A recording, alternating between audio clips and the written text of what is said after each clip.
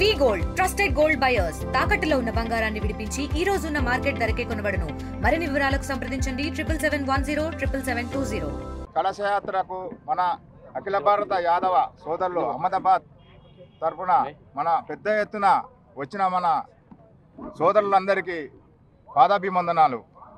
కలశయాత్ర ఇది మన రిజంగ్లా అనే ఒక ప్రాంతం, అది 1962లో మన కుమౌర్ రెజిమెంట్కి చెందిన 13 కుమౌర్ రెజిమెంట్ చెందిన 120 మంది మన యాదవ సోదరులు అమరులయ్యారు.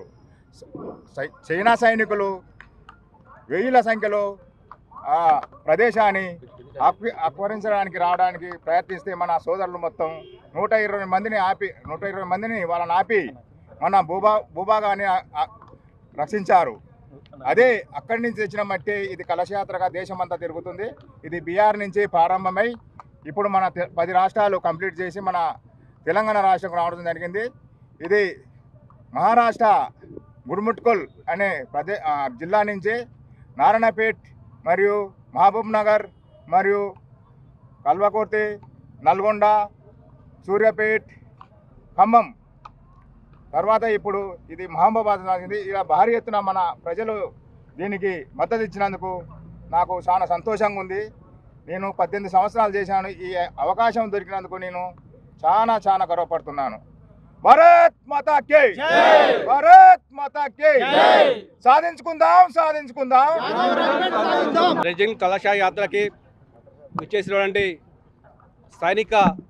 యాదవ సైనిక రాష్ట్ర కన్వీనర్ జక్కుల శ్రీనివాస్ యాదవ్ గారికి, అలాగే రాష్ట్ర కోఆర్డినేటర్ కిరణ్ యాదవ్ గారికి, మహేష్ యాదవ్ గారికి, అట్లాగే మా జిల్లా నాయకులు మేకల వీరయ్య గారికి, స్వర్ణలత గారికి, చెవిటి ఐల గారికి, తేలసీని గారికి, పోతురాజు గారికి అందరికీ కూడా పేరు పేరున నమస్కారాలు. యాదవ మిత్రులందరికీ, యాదవ సోదరులకు, మా యాదవ బంధువులందరికీ, భట్టు శ్రీనన్న గారికి అలాగే పేరు పేరున అందరికీ కూడా నమస్కారాలు తెలియజేసుకుంటూ ఈరోజు యాదవుల ఐక్యత కోసం ఈరోజు 1962లో జరిగినటువంటి చైనా ఇండియా వార్లో, ఆ రోజు జరిగినటువంటి వార్లో చైనా వాళ్ళు 200 మంది 300 మంది చనిపోతే ఇండియా వాళ్ళు 120 మంది చనిపోయారు.